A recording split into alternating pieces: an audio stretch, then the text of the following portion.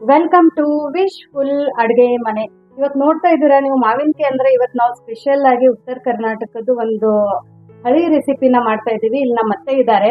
ಇವತ್ತೆ ಅತ್ತೆ ಇದು ಮಾವಿನಕಾಯಿ ಜೊತೆ ಯಾವ್ದು ರವೆನ ಬಳಸ್ಬಿಟ್ಟು ನಾವು ಒಂದು ಹಳಿ ಕಾಲದ ರೆಸಿಪಿ ಮಾಡ್ತಾ ಇದ್ದೀವಿ. ಶೇಖರಣಿ ಉದುರುಗಡಬ. ಹೌದೇನ್ರಿ? ಉದುರುಗಡಬ ಅಂದ್ರೆ ನಾವು ಜೌಗೋದಿ ರವದಿಂದ ಮಾಡ್ತೀವಿ. ಜೋಗೋದಿ ರವ, ಆರ್ಪಿ ರವ, ಅದರಿಂದ ಯಾವ ಗೋಧಿ ಇದ್ರು ನಡೀತದ. ರವ ಇರ್ಬೇಕದು. ಅದನ್ನೆಲ್ಲ ಸ್ವಚ್ಛ ಇದು ಮಾಡಿ ಚಾಣಾಸಿ ತೆಗೆದು ಅದಕ್ಕೆ ಬಿಸಿ ನೀರು ಹಾಕಿ ಸ್ವಲ್ಪ ಎಣ್ಣೆ ಹಾಕಿ ಸ್ಟೀಮ್ ಮೇಲೆ ಕುದಿಸೋದು. ಸ್ಟೀಮ್ ಅಲ್ಲಿ ಮಾಡ್ಕೊಳ್ಳುವಂತ ಒಂದು ತುಂಬಾ ಹಳೆ ರೆಸಿಪಿ, ಉತ್ತರ ಕರ್ನಾಟಕದ ಭಾರಿ ಸ್ಪೆಷಲ್ ರೆಸಿಪಿ. ನನಗನು ಈ ರೆಸಿಪಿ ಗೊತ್ತಿರ್ಲಿಲ್ಲ. ಮದುವೆ ಮಾಡ್ಕೊಂಡು ಬಂದಾಗ ನನಗೆ ಗೊತ್ತಾಗಿರೋದು ಈ ರೆಸಿಪಿ. ಸೊ ಇವಾಗ ನೋಡಿ ಇಲ್ಲಿ ಮಾವಿನಕಾಯಿನ ಹಣ್ಣು ಮಾವಿನಕಾಯಿನ ತಗೊಂಡಿರೋದು. ಸೊ ಈ ಮಾವಿನಕಾಯಿನ ಒಂದ್ ಸ್ವಲ್ಪ ಉಪ್ಪು ಹಾಕಿ ನೀರಲ್ಲಿ ನೆನೆಸ್ಬಿಟ್ಟು ತೊಳೆದ್ಬಿಟ್ಟು ಇವಾಗ ಸದ್ಯಕ್ಕೆ ಇದನ್ನ ಪಕ್ಕಕ್ಕೆ ಇಟ್ಕೊಂಡು ಉದುರುಗಡಬು ರೆಸಿಪಿನ ಯಾವ ತರ ಮಾಡೋದು ಅಂತ ನೋಡೋಣ ಬನ್ನಿ. ಈ ಬುಟ್ಟಿ ಒಳಗ ನೀರ್ ಹಾಕೋದು, ಇದ್ರೊಳಗ ಮ್ಯಾಲ ಚಾಣಿ, ಒಂದ್ ಚಾಣಿ ತೂಕ ಇರುವಂತ ಚಾಣಿ ಇಟ್ಟು ಇದಕ್ಕೆ ಒಳ್ಳೆ ಎಣ್ಣೆ ಹಚ್ಚೋದು. ಎಣ್ಣೆ ಹಚ್ಚನ್ನ ಅಂಟಬಾರ್ದು ಅಂತ ಹೇಳಿ. ಹೌದು. ಸೊ ನೋಡ್ರಿ ಈ ತರ ನಾವು ಇದಕ್ಕೆ ಎಣ್ಣೆನ ಒರೆಸ್ಕೊಳ್ಳೋಣ. ಇದನ್ನ ಕಾಯಕ್ಕಿಡೋದು. ಇದನ್ನ ಸಣ್ಣದಾಗಿ ಕಾಯಿಸಿಡೋದು. ಮೇಲ್ಗಡೆ ಒಂದು ಮುಚ್ಚಳನ ಮುಚ್ಚಿಬಿಟ್ಟು ಇದನ್ನ ನಾವು ಸ್ವಲ್ಪ ನೀರ್ ಬಿಸಿ ಮಾಡ್ಕೊಳಕ್ ಇಟ್ಕೊಂಡು ನೆಕ್ಸ್ಟ್ ಏನ್ ಮಾಡೋದು ಅಂತ ನೋಡೋಣ ಬನ್ನಿ.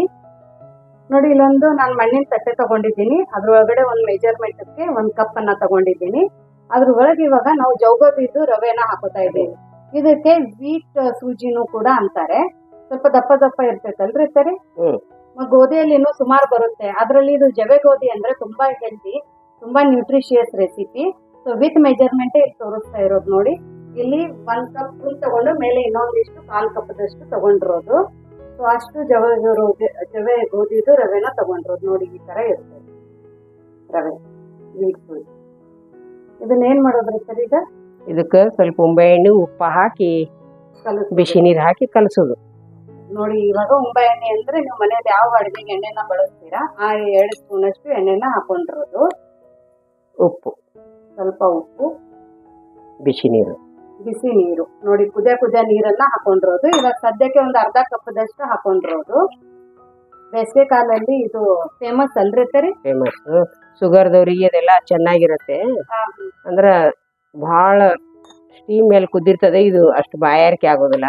ಹೆಲ್ತಿಗೆ ಚಲೋ. ಶೇಖರಣೆ ರಸದ ಜೋಡಿ ಇದನ್ನ ಒಂದೊಂದ್ ಕಡಬ್ ಹಾಕೊಂಡು ತಿನ್ನೋದು. ಅದೇ ಚಪಾತಿಗೆ ನಾವು ಶೇಖರಣೆ ತಿನ್ನೋದಕ್ಕಿಂತ ಇದು ಈ ತರ ಈ ರವದಲ್ಲಿ ಮಾಡಿ ಕಡಬ ಮಾಡೋದು. ಗುಂಡು ಗುಂಡು ಗುಂಡು ಗುಂಡು ನೋಡಿ. ಇದನ್ನೆಲ್ಲ ಚೆನ್ನಾಗಿ ಮಿಕ್ಸ್ ಮಾಡ್ಕೊತಾ ಇದ್ದಾರೆ. ಬಿಸಿ ಇರುತ್ತೆ ನೀರು, ನೋಡ್ಕೊಂಡು ಬಿಸಿ ಇದನ್ನ ಮಾಡ್ಕೊಡಿ, ಕಲಿಸ್ಕೊಡಿ. ಸೊ ನೋಡಿ ಒಂದು 1/2 ಕಪ್ ಬಿಸಿ ನೀರಲ್ಲಿ ಕಲ್ಸ್ಕೊಂಡು ಇವಾಗ ಸಣ್ಣ ನೀರನ್ನ ಹಾಕೋತಾ ಇದ್ದಾರೆ. ಇದು ಹೆಂಗ್ ಹದ ಗಟ್ಟಿ ಇರ್ಬೇಕೇನ್ರಿ? ಅಟ್ಟೆ ಮೀಡಿಯಂ ಸೈಜ್. ಅಟ್ಟು ಗಟ್ಟಿನೂ ಬೇಡ, ಅಟ್ಟು ಅಳಸು ಬೇಡ. ಉದೂರ್ ಆಗ್ತದೆ. ಅದು ಹೆಸರು ಬಂದ ನೀರೊಳಗ ಅದು ಸ್ಟೀಮಲ್ಲೇ ಕುದಿದಿದ್ದು. ಇಡ್ಲಿ ಕುಕ್ಕರ್ ಅಲ್ಲಿ ಇಟ್ಕೊಳ್ಳೋದಲ್ರಿ? ಅದ್ರಲ್ಲೇ ನಡೀತದೆ. ಅದ್ರಾಗೂ ನಡೆಯುತ್ತೆ. ನಿಮ್ ಹತ್ರ ಈ ತರ ಇಲ್ಲ ಅಂದ್ರೆ ನೀವು ನಾರ್ಮಲ್ ಆಗಿ ಹಿಟ್ಟನ್ನ ಈ ತರ ಕಲಿಸ್ಬಿಟ್ಟು ಇಡ್ಲಿ ಪಾತ್ರೆಯಲ್ಲಿ ಇದ್ರಲ್ಲೇನು ಇಟ್ಕೋಬಹುದು. ಮತ್ತೆ ಇನ್ನೊಂದಂದ್ರೆ ಇದಕ್ಕೆ ಸೋಡಾ ಗಿಡ ಯಾವ್ದು ಇರಲ್ಲ. ಹಂಗಾಗಿ ತಿಂದ ನಂತರನು ಹೊಟ್ಟೆಗೆ ಹಗರಾಗಿರುತ್ತೆ. ಸೊ ನೋಡಿ ಈ ತರ ಕಲಿಸ್ಕೊಂಡು ಈ ತರ ಉಂಡೆ ಮಾಡ್ಕೊತಾ ಇದ್ದಾರೆ ನೋಡಿ. ಈ ತರ ಉಂಡೆಗಳನ್ನ ಮಾಡ್ಕೊಂಡು ಪಕ್ಕಕ್ಕೆ ಇಟ್ಕೋತಾ ಇದ್ದಾರೆ. ಸೊ ನೀಟಾಗಿ ಇದೇನು ಉಂಡೆ ತರ ಆಗಲ್ಲ, ಸ್ವಲ್ಪ ಬಿಚ್ಕೊಳ್ಳುತ್ತೆ. ಬಟ್ ನೀಟಾಗಿ ಇದು ಸ್ಟೀಮ್ ಆಗಾನ ಗಟ್ಟಿ ಆಗುತ್ತಲ್ರಿ ಸರಿ? ನೋಡಿ ಈ ತರ ನಿಮ್ ಮನೆಯಲ್ಲೂ ಈ ತರ ಇದ್ರೊಳಗ ಸ್ವಲ್ಪ ಹಿಟ್ಟು ಮಿಕ್ಸ್ ಮಾಡಿದ್ರು ಓಕೆ. ಗೋಧಿ ಹಿಟ್ಟು ಮಿಕ್ಸ್ ಮಾಡೋದು. ಯಾರಿಗಾದ್ರೆ ಬೇಕು ನಮ್ಗೆ ಈ ತರ ತುಂಬಾ ರವೆ ಇತ್ತಂದ್ರೆ ಇದನ್ನ ಸ್ವಲ್ಪ 1 ಕಪ್ ರವದೊಳಗ 1/2 ಕಪ್ ಗೋಧಿ ಹಿಟ್ಟು ಹಾಕೊಂಡು ಈ ಸೇಮ್ ಕಲಸ್ಕೊಂಡು ಮಾಡಿದ್ರೆ ಚೆನ್ನಾಗಿರುತ್ತೆ. ಸೊ ನಿಮ್ಮ ಮನೆಯಲ್ಲೂ ಈ ತರ ಹಳೆ ಕಾಲದ ಯಾವ್ದಾದ್ರು ರೆಸಿಪಿ ನೀವು ನಿಮ್ ಮನೇಲಿ ಮಾಡ್ತಾ ಇದ್ರೆ ಅದನ್ನು ಕೂಡ ನಮ್ ಕಮೆಂಟ್ ಮೂಲಕ ತಿಳಿಸಿ. ಆ ರೆಸಿಪಿ ಕೂಡ ನಮ್ ಚಾನಲ್ ಅಲ್ಲಿ ನಾವು ವ್ಯೂವರ್ಸ್ಗಳಿಗೆ ಮಾಡಿ ತೋರಿಸ್ತೀವಿ. ಸೊ ನೋಡಿ ಇವಾಗ ಈ ತರ ಉಂಡೆನ ಮಾಡ್ಬಿಟ್ಟು ಈ ಉಂಡೆಗಳನ್ನ ಇವಾಗ ನಾವು ಆ ಸ್ಟೀಮರ್ ಒಳಗಡೆ ಇಟ್ಕೊತ ಹೋಗೋಣ ಅಂತ ನೋಡಿ. ಇಲ್ಲಿ ಇವಾಗ ನೀರ್ ಸ್ಟೀಮ್ ಆಗಿದೆ. ಇವಾಗ ಅದ್ರ ಒಳಗಡೆ ನಾವು ಮಾಡ್ಕೊಂಡಿರುವಂತ ಉದುರುಗಡಬನ್ನ ಇಟ್ಕೊಳ್ಳೋಣ. ಮತ್ತೆ ಇಡ್ಬೇಕಾದ್ರೆ ಕೈಯಲ್ಲಿ ಇನ್ನೊಂದ್ಸರ್ತಿ ನೀವು ಈ ತರ ಉಂಡೆಗಳನ್ನ ಮಾಡ್ಕೊಂಡು ಇಟ್ಕೊಳ್ಳಿ. ಇದೇ ತರ ಹೋಳಿಗೆನೂ ಮಾಡ್ತೀರಿ ಅಲ್ರಿ ನೀವು? ಇದ್ರ ಸಜ್ಕದ ಹೋಳಿಗೆ ಅಂತ ಮಾಡ್ತೀವಿ. ಹೂರಣದೊಳಗೆ ಸಜ್ಕು ಬೆಲ್ಲದ ಅಂಶ ಇರ್ತದ. ಶುಗರ್ದವ್ರಿಗೆ ಅದು ಚೆನ್ನಾಗಿ ಆಗಲ್ಲ. ಶುಗರ್ ಇದ್ದವ್ರು ಈ ಸೇಮ್ ಮಾಡ್ಕೊಂಡು ಶೇಖರಣಿ ರಸದೊಳಗೆ ತಿಂದ್ರೆ ಚೆನ್ನಾಗಿರತ್ತೆ. ಶೀಕರಣೆ ಮಾಡ್ಕೋಬೇಕಾದ್ರೂ ಅದ್ರ ಒಳಗಡೆ ಸಕ್ಕರೆ ಹಾಕೋಬೇಡಿ, ಶುಗರ್ ಇದ್ದವರು ಬೆಲ್ಲ ಹಾಕೋ ಪ್ಲೇನ್ ಆಗಿ ಮಾಡ್ಕೊಂಡು ಒಂದ್ ಸ್ವಲ್ಪ ಬೆಲ್ಲ ಹಾಕೊಂಡು ಇದು ಕಡುಬು ಎಲ್ಲ ಒಡ್ಕೊಂಡು ತಿಂದ್ರೆ ಚೆನ್ನಾಗಿರತ್ತೆ. ಸೊ ಇವಾಗ ನಾವ್ ಇದನ್ನೆಲ್ಲಾನು ಮೇಲ್ಗಡೆ ಮುಚ್ಚಳನ ಮುಚ್ಚಿಬಿಟ್ರಿ ಲೋ ಫ್ಲೇಮ್ ಅಲ್ಲಿ ಕುದಿಸ್ಬೇಕೇನ್ರಿ? ಲೋ ಫ್ಲೇಮ್ ಅಲ್ಲಿ ಎಷ್ಟು ನಿಮಿಷ ಕುದಿಸೋದು? 5 ನಿಮಿಷ. 5 ನಿಮಿಷ ಸ್ಟೀಮ್ ಆದ್ರೆ ಸಾಕು. ಲೋ ಟು ಮೀಡಿಯಂ ಫ್ಲೇಮ್ ಅಲ್ಲಿ ಒಂದ್ 5 ನಿಮಿಷ ಕುದಿಸ್ಕೊಂಡ್ ಬರೋಣ. ಇದನ್ನ ಕುದಿಯೋ ತನಕ ನೆಕ್ಸ್ಟ್ ಏನ್ ಮಾಡೋದು ಅಂತ ನೋಡೋಣ ಬನ್ನಿ. ನೋಡಿ ಇವಾಗ ಈ ಮಾವಿನಕಾಯಿನ ನಾನು ನೀರಲ್ಲಿ ನೆನೆಸಿಟ್ಟಿದ್ದಲ್ಲ ಅದನ್ನ ತಕ್ಕೊಂಡು ಇವಾಗ ಒರೆಸ್ಕೊಂಡು ತಗೊಂಡ್ ಬಂದಿದ್ದೀನಿ. ಇವಾಗ ಇದ್ರ ಮೇಲ್ಗಡೆ ನಾವು ಸಿಪ್ಪೆನ ತಕ್ಕೊಳ್ಳೋಣ. ಈ ತರ ನೀಟಾಗಿ ಸಿಪ್ಪೆನ ತಕೊಂಡ್ ಬರೋಣ.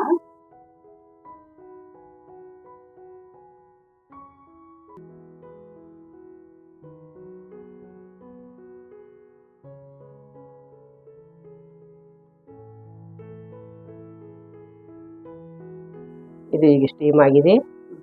ಎಷ್ಟು ಒಂದ್ 4 ನಿಮಿಷ ತಗೊಂಡಿದ್ದೆ ಸ್ಟೀಮ್ ಆಗೋಕೆ. ಇನ್ನು ನಾನು ಇದನ್ನೇ ಕಟ್ ಮಾಡ್ತಾ ಇದ್ದೀನಿ ಮ್ಯಾಂಗೋದ್ ಪಲ್ಪು.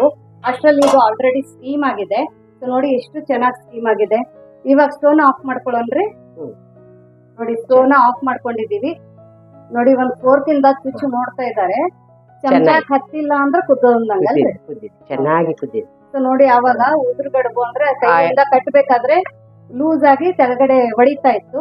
ಇವಾಗ ನೋಡಿ ಬಾಲ್ ತರ ಆಗಿದೆ, ತುಂಬಾ ಬಿಸಿ ಇದೆ, ತುಂಬಾ ಚೆನ್ನಾಗಿದೆ. ಇನ್ನ ಇವಾಗ ನಂದು ಮ್ಯಾಂಗೋ ಜ್ಯೂಸ್ ಮಾಡಿ ರೆಡಿ ಆಗಿಲ್ಲ. ಇವಾಗ ಇದನ್ನ ಆಗಿದೆ.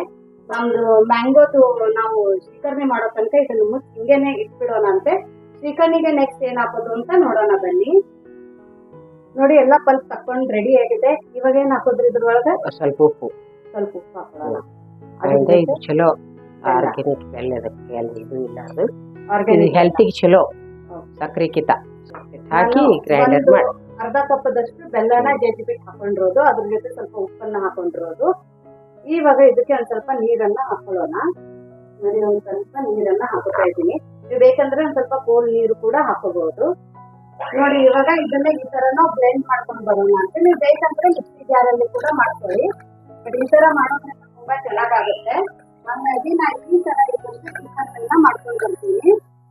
ನೋಡಿ ಬೆಲ್ಲದ ಮಾವಿನಕಾಯಿ ಶ್ರೀಕರಣೆ ರೆಡಿ ಆಗಿದೆ. ಇದು ನಿಮ್ಗೆ ಕನ್ಸಿಸ್ಟೆನ್ಸಿ ನೋಡ್ಬಿಟ್ಟು ನೀವು ಇದನ್ನ ಚೆಕ್ ಮಾಡ್ಕೋಬಹುದು. ಸ್ವಲ್ಪ ಇದು ಗಟ್ಟಿನೇ ಇರ್ಬೇಕೇನ್? ತಿಳಿದು ಇರ್ಬೇಕಾದ್ರೆ ಗಟ್ಟಿನೇ ಇರ್ಬೇಕು. ಸೊ ನೋಡಿ ಮಿಕ್ಸರ್ ಅಲ್ಲಿ ಮಾಡಿದ್ರೆ ಒಂಥರ ಪೇಸ್ಟ್ ತರ ಆಗುತ್ತೆ. ಹಂಗಾಗ್ಬಿಟ್ಟು ನಾನು ಹ್ಯಾಂಡ್ ಮಿಕ್ಸರ್ ಅಲ್ಲಿ ಮಾಡಿದ್ದೀನಿ. ಆ ತರ ಮಾಡಿದ್ರೆ ನಾವು ಕಡಗೋಲಿಂದ ಕಟ್ಟಿತೀವಲ್ಲ ಆ ತರ ಇದು ಮಾವಿನಕಾಯಿ ಶ್ರೀಕರಣೆ ಆಗುತ್ತೆ. ಇದು ತಿನ್ನೋಕೆ ಈ ತರ ಮಾಡಿದ್ರೆ ತುಂಬಾ ರುಚಿಯಾಗಿರುತ್ತೆ. ಹಂಗಾಗ್ಬಿಟ್ಟು ನಾನು ಈ ತರ ಮಾಡಿರೋದು. ಒಳಗಡೆ ಒಂದೊಂದ್ ಸ್ವಲ್ಪ ಎಲ್ಲ ಉಳಿದಿದ್ರು ಆಮೇಲೆ ಅದು ಕರಗುತ್ತೆ, ಟೆನ್ಷನ್ ತಗೋಬೇಡಿ. ಆಮೇಲೆ ಇದನ್ನ ನೀಟಾಗಿ ಮಿಕ್ಸ್ ಮಾಡ್ಬಿಟ್ಟು ಇವಾಗ ಉದುರುಗಡಬು ಮತ್ತು ಮಾವಿನಕಾಯಿ ಶ್ರೀಕರಣೆ ಯಾವ ತರ ತಿನ್ನೋದು ಅಂತ ನೋಡೋಣ ಬನ್ನಿ. ನೋಡಿ ಇವಾಗ ಈ ತರ ಒಂದು ಗುಂಬಿರೋ ತಟ್ಟೆನ ತಗೊಳ್ಳಿ. ಇವಾಗ ನೋಡಿ ನಮ್ದು ಉದುರುಗಡಬನ್ನ ಹಾಕೊಳ್ಳೋಣ. ಈ ತರ ನಿಮ್ಗೆ ಎಷ್ಟ್ ಬೇಕಷ್ಟು ಹಾಕೊಳ್ಳಿ. ಬಟ್ 2 ತಿಂದ್ರೆ ಸಾಕು, ಹೊಟ್ಟೆ ತುಂಬಿಡ್ತೈತಲ್ರಿ. ಬಹಳ ತಿನ್ನೋರಿದ್ರೆ 4. ನೋಡಿ ಇದ್ರ ಮೇಲ್ಗಡೆ ನಾವು ಮಾವಿನಕಾಯಿ ಶ್ರೀಕರ್ಣಿನ ಈ ತರ ಹಾಕೊಂಡ್ ತಿನ್ಬೇಕು. ಕೈಯಿಂದ ತಿಂದ್ರೆ ರುಚಿ ಇನ್ನೂ ಜಾಸ್ತಿ. ನಿಮ್ಗೆ ಎಷ್ಟು ಬೇಕಷ್ಟು ಶ್ರೀಕರ್ಣಿನ ಹಾಕೊಳ್ಳಿ. ನೀವು ಬೆಲ್ಲದ ಶ್ರೀಕರ್ಣಿ ತಿನ್ನಲ್ಲ ಅಂದ್ರೆ ಸಕ್ಕರೆನ ಯೂಸ್ ಮಾಡ್ಕೋಬಹುದು. ಹೆಲ್ತಿಗೆ ಚಲೋ. ಇದಕ್ಕೆ ನಂಚ್ಕೊಳಕ್ಕೆ ನೋಡಿ ಸಬ್ಬಕ್ಕಿ ಹಪ್ಪಳನ ತಗೊಂಡಿದ್ದೀನಿ. ಸಬ್ಬಕ್ಕಿ ಹಪ್ಪಳ ರೆಸಿಪಿ ಇನ್ನೊಂದು ನೋಡಿರ್ಲಿಲ್ಲ ಅಂದ್ರೆ ಡಿಸ್ಕ್ರಿಪ್ಷನ್ ಬಾಕ್ಸ್ ಅಲ್ಲಿ ನಾನು ಲಿಂಕ್ ಅನ್ನ ಕೊಟ್ಟಿರ್ತೀನಿ. ಸೊ ಇದ್ರ ಜೊತೆ ನೆಂಚ್ಕೊಳಕ್ಕೆ ನೀವು ಬೇಕಂದ್ರೆ ಹಪ್ಪಳಗಳನ್ನ ಹಾಕೋಬಹುದು, ಬಜ್ಜಿಗಳನ್ನ ಹಾಕೋಬಹುದು. ಏನೂ ಬೇಡ ಅಂದ್ರೆ ಉಪ್ಪಿನಕಾಯಿ ಜೊತೆ ಸಹ ನೀವು ತಿನ್ಕೋಬಹುದು. ಅದ್ರ ಜೊತೆ ಇನ್ನೊಂದು ಹಪ್ಪಳ ಇದೆ, ಇದು ಗೋಧಿ ಕುರುಡಿಗೆ ಅಂತ.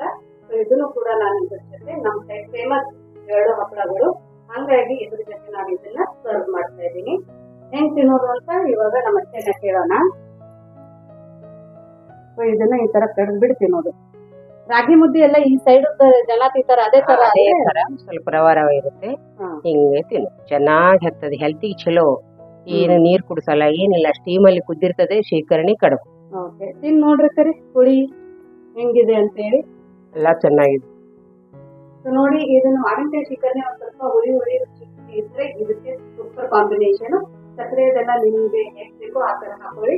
ನಿಮ್ಗೆ ಇವತ್ತು ಈ ಉತ್ತರ ಕರ್ನಾಟಕದ ಅಥೆಂಟಿಕ್ ಉದುರು ಕಡಬ ಮತ್ತೆ ಶ್ರೀಕರಣಿ ರೆಸಿಪಿ ಹೇಗೆ ಅನ್ನಿಸ್ತು ಅಂತ ಕಮೆಂಟ್ ಮರಿಬೇಡಿ. ಇನ್ನೂ ನಮ್ಮ ಚಾನೆಲ್ ನ ಲೈಕ್ ಮಾಡಿಲ್ಲ ಅಂದ್ರೆ ಲೈಕ್ ಮಾಡಿ, ಶೇರ್ ಮಾಡಿ, ಸಬ್ಸ್ಕ್ರೈಬ್ ಮಾಡಿ. ವಿಶ್ ಫುಲ್ ಅಡುಗೆ ಮನೆಗೆ. Thank you.